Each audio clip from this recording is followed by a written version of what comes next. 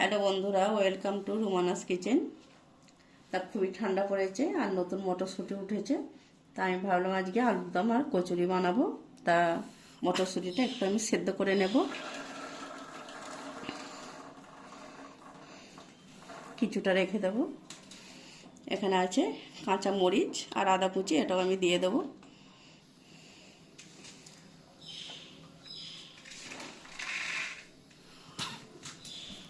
এতে আমি স্বাদ মতন লবণ দেবো।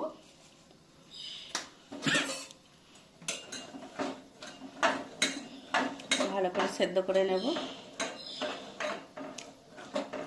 নিয়ে মিক্সচারে পেস্ট করে নেব। তা দেখুন বন্ধুরা, কচুরিটা শুধু খাওয়া যায়, সেই জন্য একটু আলুর দম বানাবো। তাই আমি আলুটা লাল করে ভেজে নিয়েছি হলুদ আর লবণ দিয়ে। এবার এই ভাজা তেলেই আমি তরকারিটা বসিয়ে দেব। তা আমি পেঁয়াজ দেবো না, এখানে দেবো আমি 5 ফোড়ন,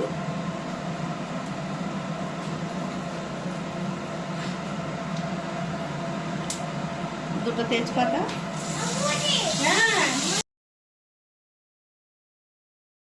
আদা রসুনের পেস্ট দেব 1 চামচ,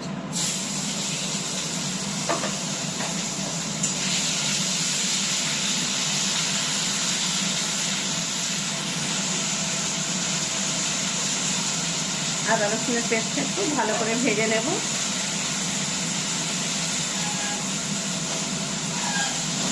আদা রসুনের পেস্টটা একটু ভালো করে ভাজা হয়ে গেছে।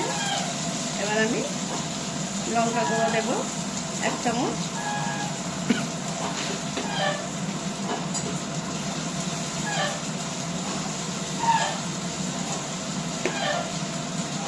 হলুদ গুঁড়ো দেব অল্প করে 1/2 চামচ। এখানে টমেটো কুচি দেব,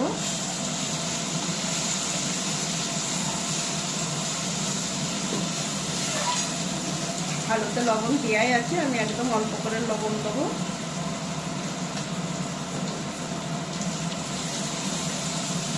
ভেজে রাখা আলুটা আবার আমি দিয়ে দেব।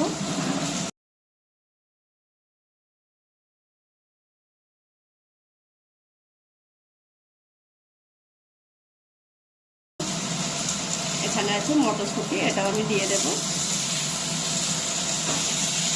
একটু ভালো করে নাড়াচাড়া করে নেব, একটু অল্প করে জল দেব।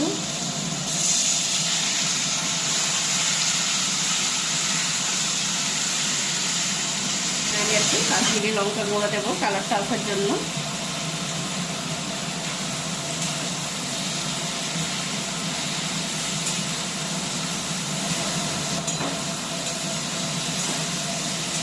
ভালো করে নাড়াচাড়া করে নিতে হবে। তাই এবার আমি একটু স্বাদ মতন চিনি দেব, আলুর দমের স্বাদটা ভালো আসবে।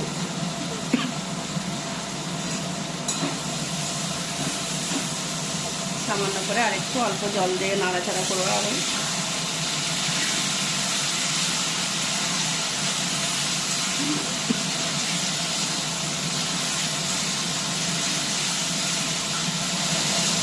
ভেজে রাখা জিরে গোলমরিচের গুঁড়ো 1/2 চামচ দেব।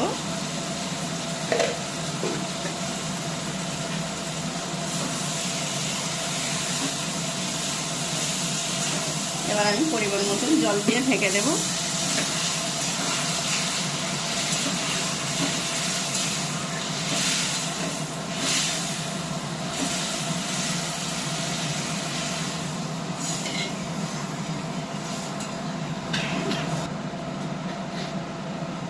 এটা আমি ঢাকা দিয়ে দেব। তা দেখুন বন্ধুরা, আলুর দমটা হয়ে গেছে। তা এই আলুর দমের মশলাটা যদি ব্যবহার করা যায় আলুর দমে, খেতে খুব সুন্দর লাগে। তা আমি হাফটা দিয়ে দেবো অল্প আলুর দম। এই মশলাটা হওয়ার শেষেই দিতে হয়। তরকারিটা হয়ে গেছে।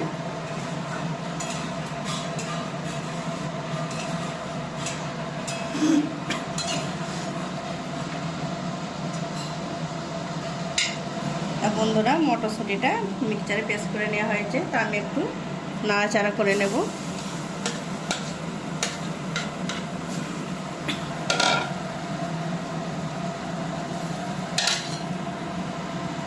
তাই এতে দেবো ভেজে রাখা জিরে আর গোলমরিচের গুঁড়ো 1 চামচ, লবণ দিয়ে আছে আর দেবো না। এবার দেবো ম্যাগির মশলা, এই আলুর দমের মশলা। এটাকে আমি ভালো করে একটু শুকনো করে নেব।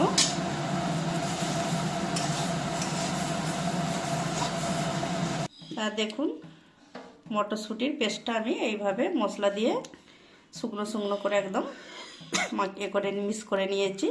এটা আমার বানানো হয়ে গেছে। আর এখানে আমি ময়দার ডো করে নিয়েছি। আপনারা চাইলে আটা ময়দা 2 করতে পারেন, তা কোনো অসুবিধা নেই। তা আমি এতে সামান্য লবণ দিয়েছি, 1 চামচ চিনি দিয়েছি, আর সাদা অলিভ অয়েল তেল 2 চামচ দিয়েছি, দিয়ে আমি টোটা মাখিয়ে নিয়েছি। আর এবার আমি লিচিটা কেটে নেব ছোট ছোট করে। এটা খুব ছোট করব না, মাঝারি সাইজেরই পিস করব।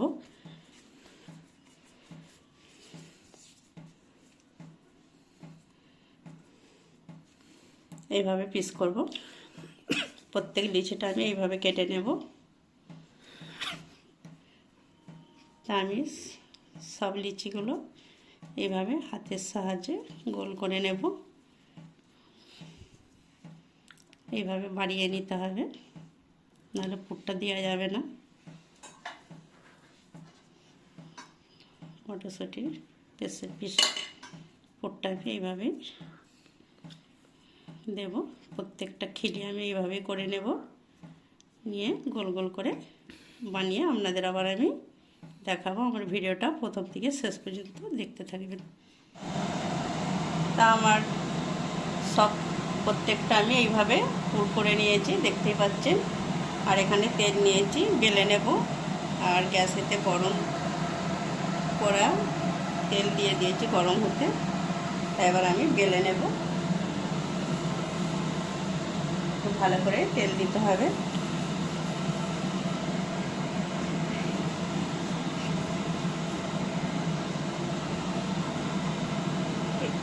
হালকা করে বেলতে হবে, বেশি চাপ দিলে হবে না।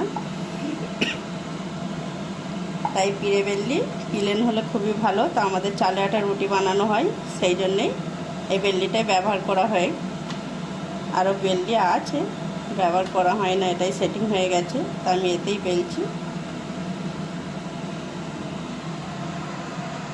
তেলটা একটু গরম হতে বাকি আছে, তা তেলটা গরম হয়ে গেছে।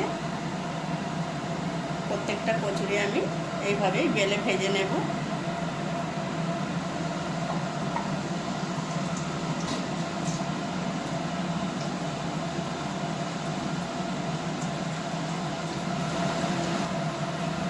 দেখুন কচুরিটা কত সুন্দর ফুলেছে।